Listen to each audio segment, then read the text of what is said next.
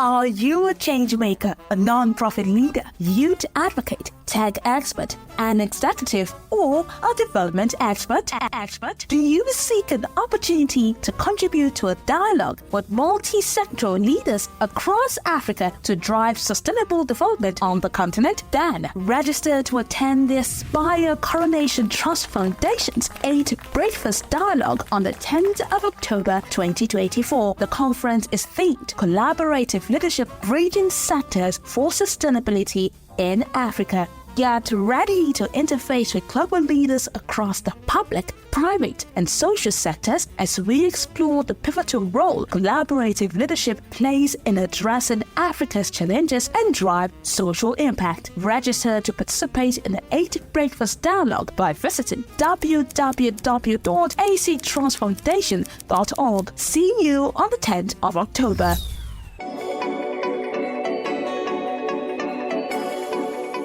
In the heart of Africa's agricultural revolution, one woman is paving the way for a sustainable food future. Meet Ozioma Omordi, an award-winning agripreneur with a rich background in sales, marketing, and over a decade of experience in the finance industry. Driven by a passion to foster a sustainable food system, Ozioma founded Eden Acres Integrated Organic Farm in 2017. Her vision? To bridge the food supply gap and provide urban residents with a farm-to-table experience unlike any other. Through partnerships with small farm owners, she ensures a consistent supply of fresh, organic produce to direct consumers and local businesses in Lagos, Nigeria. But her journey did not stop there.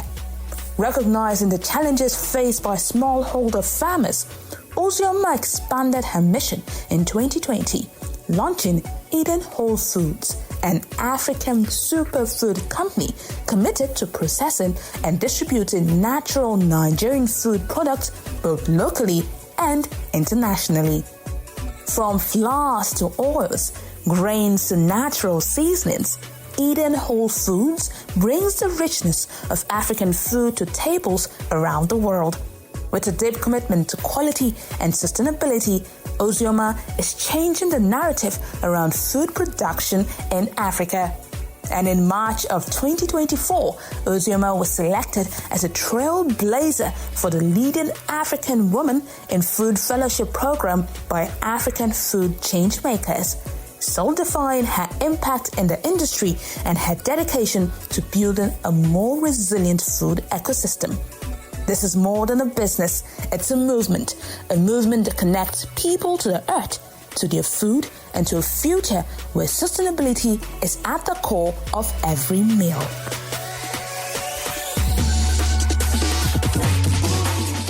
Hi, my name is Ozioma Omordi of Eden Whole Foods, and I am on the entrepreneurship series today to talk about my brand. The journey of Eden started from the village. I'm a village girl, and I like to say it everywhere. I'm a proud village girl, and the journey didn't really kick off until I started having my children. As a banker, I would definitely import products for my children and buy them from the supermarkets, but it wasn't sustainable because basically I grew up with my parents and my grandmom who would give me wholesome African food. And because I came from the village where we ate really fresh food and very wholesome food, I just needed to replicate same for my family.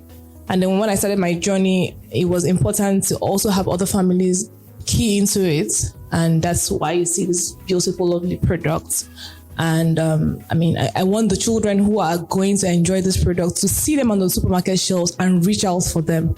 And that's why we're very particular about not just the content, but the appeal as well. So for a mom, I want to nourish I want to nourish my children, their well-being, and their African children. So I don't think I want to feed them on Oyibo food. I need to give them from what is grown on the African soil. And that's basically why we have Eden Whole Food, where we support families to feed and nourish their families. At Eden Whole Foods, we have a wide range of products. And our star products are these. So we have our pepper soup seasoning here. We have our natural honey. We have our palm oil. We have our sweet potato, and we have our groundnut oil. So this basically represents the additional oils that we carry. So, I mean, if you look through this bottle, this is giving premium. It's fresh. I mean, you can perceive the aroma from the bottle. And we have other products. We try as much as we can to add value to African products. So we crush our sesame seed to oil. So we have sesame oil, coconut oil, and the likes. And our red palm oil, see. Just look at this beauty. It's beautiful, it's fresh, it's natural, it's wholesome.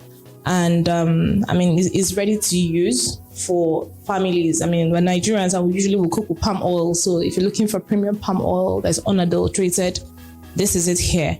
We have our pepper soup seasoning. Now you can use them in multiple ways. For those who love noodles, you can use them in ramen noodles. You can use them in your porridges. You can use them as pepper soup. I mean, it's raining, so you need this to make really delicious soup, and you can eat them with rice and anything that you want. So we have honey. So this is an alternative to white sugar, and our honey is natural. And we'll partner with small beekeepers, smallholder farmers who own hives to we'll support them basically. And then we'll take this product from them and we'll repackage it for eating. So we don't make honey. The bees do. We just package them. If you look through the bottle and if you come closer, you see some of the pollen is here. So we do not process it. I mean, we just filter it and then we bottle them. So we have our sweet potato flour, and it's basically to kick off post-harvest loss management. So we do this with sweet potato, we do it with plantain, we do it with green bananas, and they're gluten-free. So if you have gluten issues, then you can enjoy this product in multiple ways. You can use them to make waffles, you can use them to make pancakes, you can eat them as swallow, and they can just be additives in soups as well. And then this is our peanut oil. We use them making stews, frying chicken, and the likes. The journey of eating didn't start today, and it's taking us time, effort, blood and sweat to get where we are today. Our products are now approved, by the way. We stock in a couple of supermarkets, Hartley's, Rennie's, and quite a number of other people. Mats, but we also sell directly to end users. We also pop up in the farmers markets, one in Ikoyi and I think one in Via as well. When we started, when we got our first NAFDAC approval, I basically had to rebrand. It wasn't given like what I wanted it to give, and we had to go back to our drawing board, and it was a project to rebrand Eden. So if you look closely at this logo, you see a mom cradling a child, and there are flowers and love around it, just basically because moms are the ones who manage the belly of the family, really. And as an African mom, I want to give my children the best food possible. So here is a mommy holding a baby because the mom loves their family, loves their children, wants to nourish them. I mean, they don't want them to fall sick. And that's what we've done with our branding. So we try as much as possible to communicate these messages. I'd like to also point out that our products are additive free, so they're very safe to use. So from 6 months, you can use this in your baby meals, and it just comes handy and makes it easy to use for families, especially for music professionals. It's not been all roses getting to this point. Like I said, the first 2 years, we didn't go to market because we had to rebrand our products and make it appealing for the people who were targeting to buy them. And it is work in progress. I like to take challenges face on. I don't know how to explain it. I like to face challenges and just profile solutions and just make it work. So there are multiple challenges as a business owner in Nigeria, from electricity, because I have to dry. It's rainy season. So if I'm processing flowers, for instance, I need to power my dehydrators. Diesel has gone up, fuel has gone up. Sometimes there's scarcity. So those are the kind of challenges I have to face. Then for my team, we keep training. They're a good set of people. I mean, I hire and fire as there's a need. I'm not really very partial about that, but we give allowance for people to learn, understand the quality that we want to pass to our customers. We're very, very big on hygiene as well. We do a series of tests for food handlers, ensuring that their noses are covered, they're wearing face masks, they're wearing hair nets, because these are supposed to be safe food. So we do all those food processes. So irrespective of the fact that it's NAFDAC approved, our facility is also FDA approved, so we can export. So my team every day is reminded of the quality and the kind of people that we're targeting to serve. And that's a struggle sometimes, but I mean, it's work in progress, like I said. First for me is impact. Like, I need to make sure as a person, as a mom, as a woman, that African children eat from the good of the land. It's very important to me that we're nourished by our own food, right? And that we're not feeding our families over processed food. I mean, we all are Nigerians, and we know that there are some sicknesses we didn't used to really hear. Maybe the media has popularized it, but we didn't used to hear that 21-year-olds are dying of cancer. And a friend's son died of cancer, and even younger children, at least 7-year-olds, are having kidney failures. Why?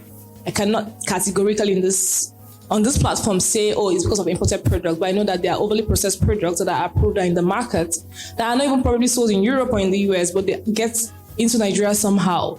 And we can do all of this. So we need support to grow our own food, to put value to it, because equipments are quite expensive, and to make sure that we're even alive, right? First, to achieve the potential that God has deposited in us. So for me, it's impact on feeding my children. I mean, my children are beautiful. If you see them, they're nourished by what I make, and I eat from what I produce. So I am also impacting other families, ensuring that they're eating healthy, that the African children are not malnourished, right? And that we can actually add value to our own food.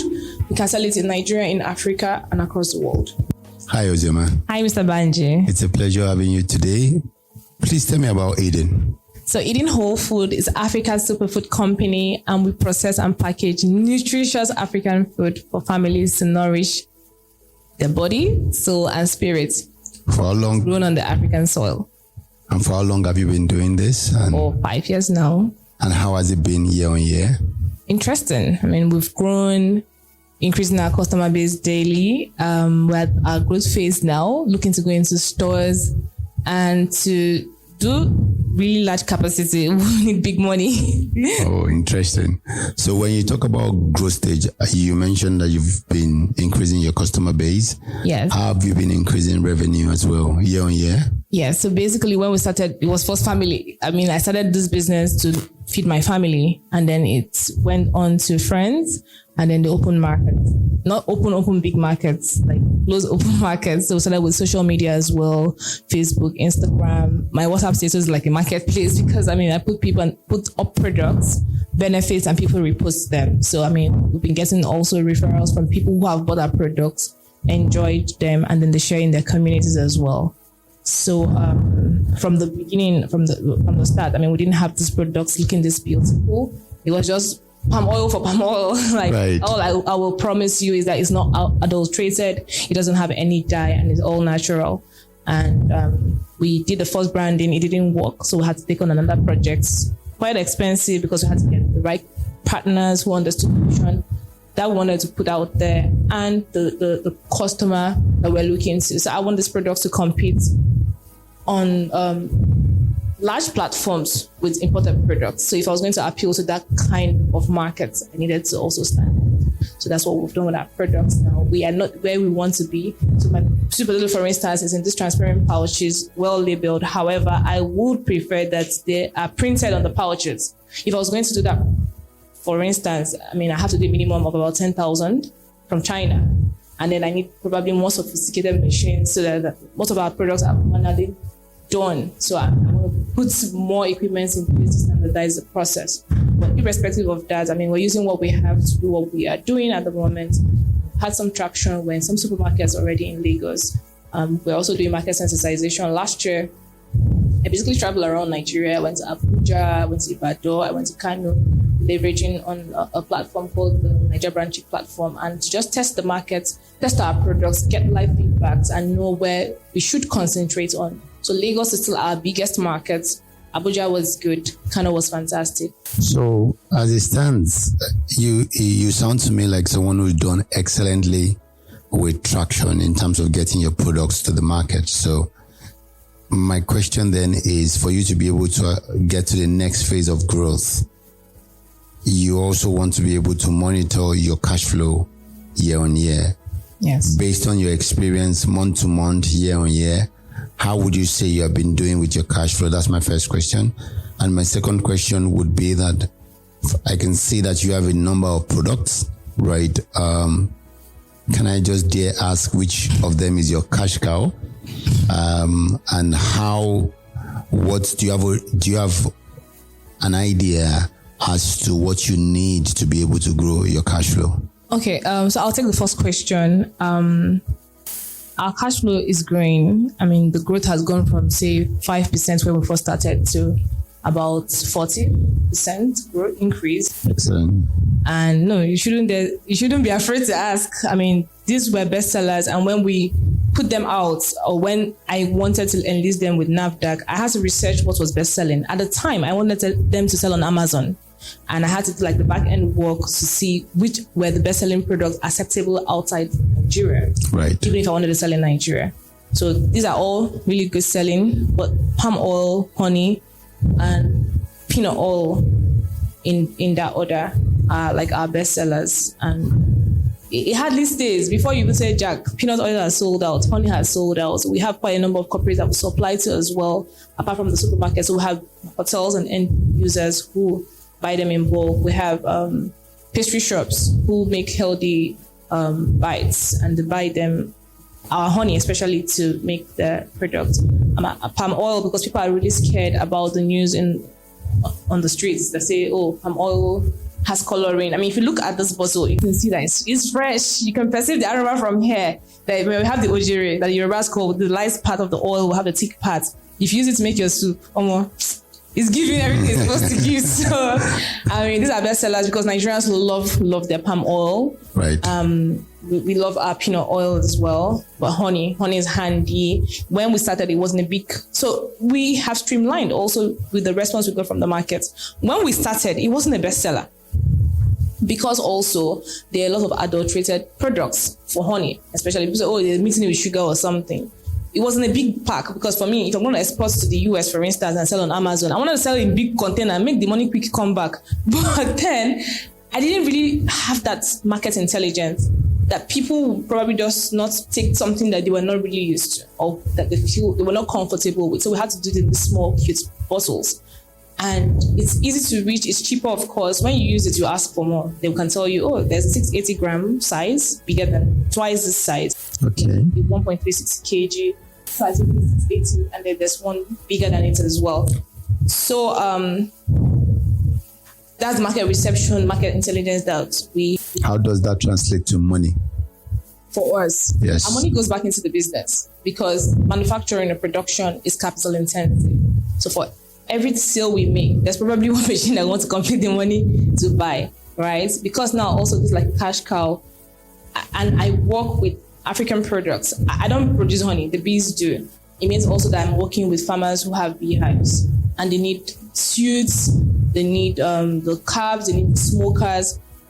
The plan is in future to have more clusters who are basically growing for us. So you just give them direct market access to make sure that their products are taking off, and then we're giving them those resource training, support, finance to build more hives. And for us, I mean, we have bigger equipment for filtering and for filling. So the process is shorter and less human contact. I mean, you've said so much about your product and the prospects. What I hear is that there are potential revenue streams that you are possibly not leveraging fully on. Yes. You've talked about Nigerians abroad and their passion for their palm oil. Yes. So it looks like there is a potential revenue stream to grow your cash flow through exports. Yes. And also, from what I hear, you also mentioned that the products are selling off so quickly. Yes. In the supermarket. So it means and that... directly. So we also, people buy directly from the facility in Surulere. And we go for pop-ups as well.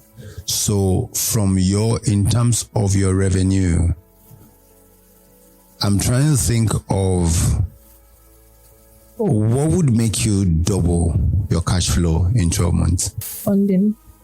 So that funding and marketing. So for instance, I don't want to call any big names, but if a big company was launching a new product, they want to get all the food bloggers or food influencers to talk about them.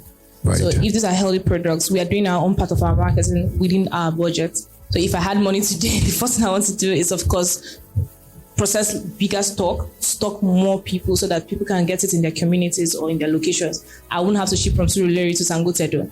For a product that goes for 2,500, you're paying 4,500. So it's closer to home.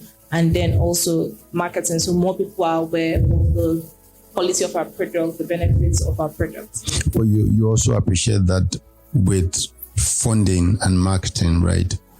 You can invest if you raise funding, right? And then you spend so much on marketing as well, just because of leveraging some of those platforms that you have said as well. Your resources can deplete so quickly. So much so that you are not particularly going to be able to double your cash flow like you would love to, or that you would want to. I believe that exports definitely looks like a potential stream. But if you're talking about exports, it then means that you have to also increase the capacity of your production. Yes. So if you're going to be raising funding, right, definitely there's so much to do in terms of inputs, right? Then you also mentioned during your initial comments about referrals. Yes. That you get a lot of referrals, because that can be a low-hanging fruit and a cost-effective way to spend less on marketing and then increase your profit margin such that your cash flow can also improve, particularly with your cost of customer acquisition. If you put it side by side with the cost of marketing and then what your profit margin would be at the end of the day, you want to be able to balance such that your profitability is not going to suffer even if you raise funding. I mean, without a doubt, I like what I hear about the brand. It definitely seems very knowledgeable about what your products are and which of them, what sort of revenue that you make from some of these products. However, there is always a potential for growth. Yes. So with respect to your increasing your cash flow, and based on what we have been discussing, I think that the product has in itself some unique niche potentials. Saying that, I think that you want to leverage as much as you can, exploring the possibility of export. Most importantly, I think that one way to do that is to leverage the Africa Continental Free Trade market, in addition to leveraging the trade AGOA, like you mentioned earlier, such that your products can go across the continent and outside of the continent. By so doing, I believe that through referrals, you can increase your cash flow. I also think that because of the potentials of natural foods that your brand currently represents, I think that you might also begin to identify through the healthcare sector some niche product and what benefits that you can use to target people with particular ailments. Like for the sweet potato flour, for example, is gluten free. We have green bananas as well. So you might have a lot of natural, right, that you can leverage on, so that you can do more of B2B rather than B2C model of selling. And I think that with that, it will reduce your cost of customer acquisition, and also the amount of effort that goes into B2C customer acquisition is significantly higher, and with its cost implications, that could also impact on your cash flow.